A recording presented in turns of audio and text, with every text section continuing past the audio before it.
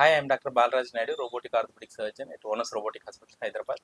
So we do fast track trauma surgeries, knee replacement surgeries. Today we have special guest with us. So Varalakshmi garu, unfortunately kinda body fracture in the ankle joint, very severely comminuted. So 3 bones completely fracture అయితే we did a minimally invasive surgery. ఈరోజు follow అప్కి వచ్చారు, వాళ్ళ యొక్క experience ఆమెను అడిగి తెలుసుకున్నాం.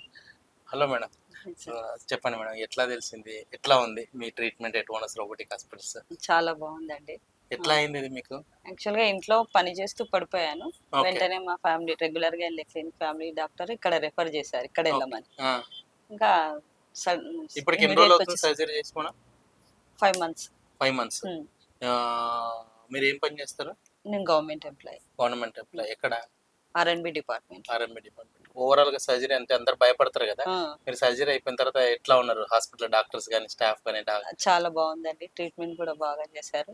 మళ్ళీ reviews కి వచ్చినప్పుడు డాక్టర్ కూడా బాగా చెప్పారు.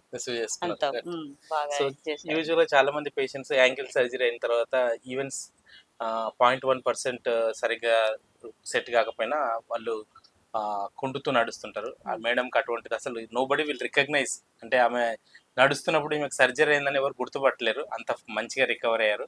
So thank you Varalakshmi garu and for making us to proud in your recovery. Thank you madam. Thank you sir. మీకు కూడా. ఓకే.